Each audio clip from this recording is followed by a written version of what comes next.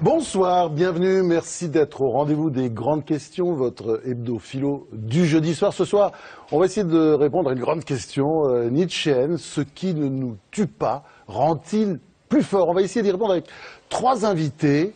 Celui que les sondages inclinent à appeler le président Juppé, enfin, qui est pour l'instant en tout cas candidat à l'élection présidentielle de 2017.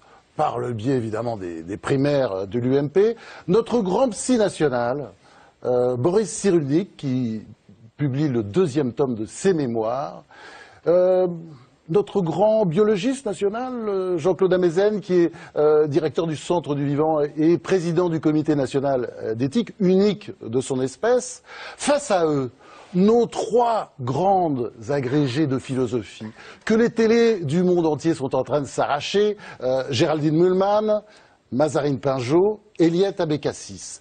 Et puis, pendant toute cette émission, comme d'habitude, vous pouvez réagir, nous approuver, nous insulter aussi, pourquoi pas, sur hashtag LGQ pour les grandes questions. Alors, on va commencer par vous, messieurs.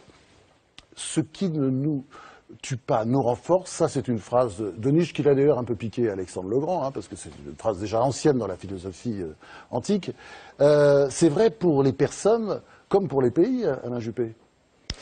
Oui, d'abord un tout petit bémol par rapport à votre présentation. Vous dites que les hommes politiques vivent en milieu hostile. Pas toujours. Il arrive qu'on soit en milieu positif, non, mais ça vous est arrivé. Chaleureux. Oui, pour l'instant, oui, c'est incroyable. J'ai dit pas toujours. Oui, vous marchez sur l'eau, là, en ce moment. Oui, bien sûr. Je dis pas toujours. Le jury du prix de l'humour politique, dans sa grande indulgence, m'a accordé sa récompense cette année parce que j'ai dit la preuve qu'en politique, on ne meurt jamais, c'est que je suis toujours vivant. Voilà. Donc c'est un peu une paraphrase de la phrase que vous avez citée tout à l'heure. Et ça peut être vrai pour la France aussi, ça? La France, j'ai confiance dans sa capacité de rebond. Bien sûr qu'aujourd'hui elle va mal, bien sûr que la situation est à bien des égards catastrophique, mais je ne partage pas cette espèce de morosité qui veut que nous soyons condamnés définitivement au déclin. Je ne pense pas du tout. Je crois qu'il y a des richesses extraordinaires dans notre pays, des richesses humaines surtout, et que donc il peut rebondir.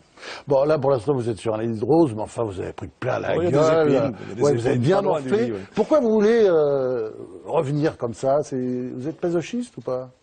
Non, j'ai envie, j'aime ça, j'aime me consacrer à la défense d'un certain nombre d'idées auxquelles je crois. Je pense en plus que je peux être utile à mon pays. Vous savez, dans tout homme politique, comme dans tout grand journaliste d'ailleurs, il y a un ego parfois un peu surdimensionné. Donc c'est parce qu'on croit en ce dont on est porteur qu'on veut essayer de le faire partager aux autres.